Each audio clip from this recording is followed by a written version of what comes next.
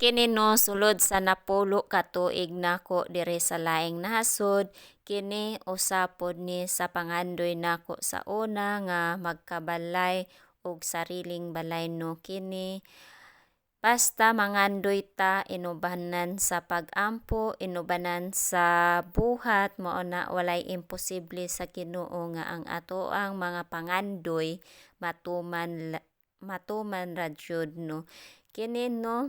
murag taas-taas ang proseso ani nga balay bisan usahay adunay discouragement niining balayan ni.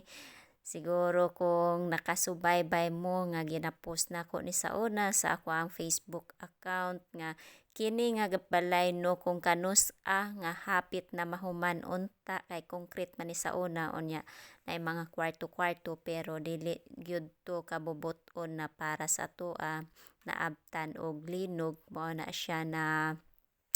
napaingon ta sa half concrete og half hardy flex unya